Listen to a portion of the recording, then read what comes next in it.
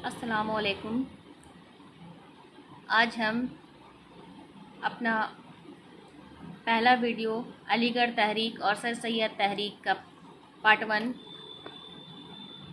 کے بعد پارٹ 2 بنانے جا رہی ہوں، اور اس کا آگے کا جو نوٹس ہے، جو اظہار خیال ہے، اس کو ہم اپنے اس نئے ویڈیو میں دیکھتے ہیں۔ تو ہم لوگوں نے اپنا پہلا ویڈیو یہاں تک بنایا تھا کہ سر سید کی وجہ سے حالی اپنے انداز میں شاعری کی تبدیلی ایک نئے انداز میں شاعری شروع کی، یعنی کہ حالی نے اس علی گڑھ تحریک کے جذبے میں آ کر شاعری میں ایک تبدیلی، ایک نئی شاعری کی شروعات کی۔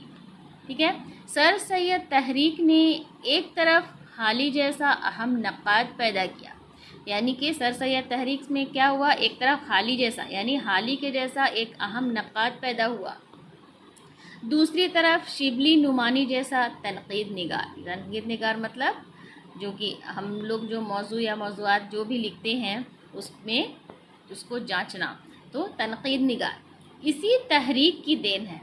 کیا ہے؟ پہلی تبدیلی کیا ہوئی؟ شاعری میں تبدیلی ہوئی۔ اس تحریک میں آنے کے بعد کیا ہے؟ اس شاعری میں تبدیلی آئی۔ دوسری طرف کیا ہوا؟ شبلی نعمانی جیسا تنقید نگار اس تحریک وجود میں آئے۔ یہ دونوں تحریک کیا ہے؟ اس تحریک کی دین ہے۔ یہ دونوں چیز، تنقید نگار یا نقاد پیدا ہوئے یا شاعری میں تبدیلی ہوئی، یہ کس کی دین ہے؟ اس تحریک کی دین ہے، یعنی سر سید احمد کی تحریک کی دین ہے۔ تنقید کے علاوہ انہوں نے اردو میں سماح نگاری کا بھی آغاز کیا۔ سماح نگاری آپ لوگوں کو پہلے ہم بتا چکے ہیں، سماح نگاری کیا ہے نا؟ تو سماح نگاری کا آغاز بھی اسی تحریک کے وجود میں آنے سے ہوا۔ حالی نے یادگار غالب، یادگار قادی اور حیات جاوید جیسی بلند سماح لکھے۔ کس نے لکھا؟ حالی نے۔ یہ بہت فیمس کتاب ہے، حیات جاوید، یادگار غالب، یہ ان کی دین ہے، حالی کی۔ مضمون نگار میں سر سید تحریک نے قابل تعریف کارنامہ انجام دیا، یعنی یہ مضمون نگار میں سماح نگاری ہو گیا، تنقید نگار ہو گیا، نقاد پیدا ہوئے، شاعری میں تبدیلی ہوئی۔ اس کے بعد کیا ہوا؟ مضمون نگاری میں بھی سر سید تحریک نے قابل تعریف کارنامہ انجام دیا ہے۔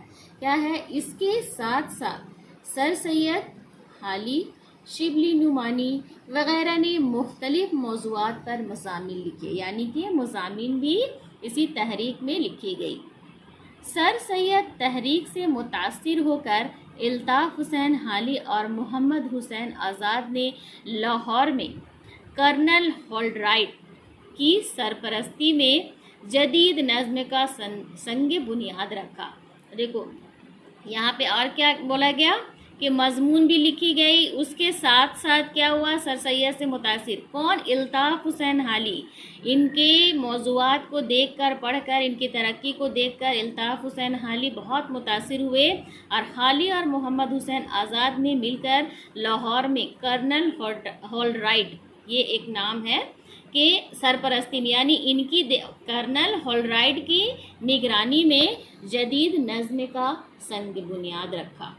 ٹھیک ہے، یہاں پر کیا ہوا؟ جدید نظم کا بھی بنیاد اسی تحریک میں رکھی گئی، اور ساتھ ہی حالی اور آزاد کے ہاتھوں اردو میں جدید شاعری کا آغاز ہوا، جدید نظم کا بھی اور جدید شاعری کا بھی۔ کس کی؟ یہ میں حالی اور آزاد کی۔ ٹھیک ہے، آگے دیکھتے ہیں۔ سر سید کے ذریعے ہی اردو میں تاریخ نویسی کا آغاز ہوا، یعنی دیکھو یہاں نظم ہو گیا، جدید شاعری ہو گئی، اب کیا آگے کیا ہوا ترقی؟ اس میں تاریخ نویسی کا بھی آغاز ہوا۔ مذہبی معاملات میں بھی سر سید احمد، مذہبی مطلب یعنی کہ ہمارے مذہب کی جو کتابیں ہیں جیسے قرآن ہے، حدیث ہے، یہ سب ساری چیزیں، تو یہاں پہ کیا بول رہا ہے کہ تاریخی نویسی کا آغاز ہوا۔ مذہبی معاملات میں بھی سر سید نے لائف آف محمد، یعنی محمد صلی اللہ علیہ وسلم کی زندگی، اور نذیر احمد سر سید احمد خان نے کیا تفسیر القرآن، یعنی ایک قرآن کو بھی لکھا گیا اسی تحریک میں، تفسیر القرآن لکھ کر اردو میں ایک قیمتی سرمایہ کا اضافہ کیا۔ यानी कि यहाँ पर कुरान भी इसी तहरीक में लिखी गई, ठीक है।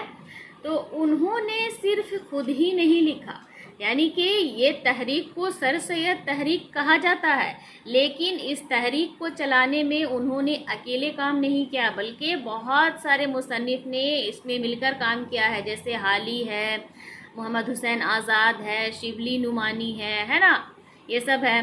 तो ये सब सारे लोग मिलकर इस तहरीक को आगे बढ़ाए हैं। तो सिर्फ खुद ही नहीं बल्कि लिखने वालों की एक पूरी टीम बना ली। उनका ये कारनामा उर्दू में सर सैयद तहरीक के नाम से हमेशा याद किया जाता रहेगा।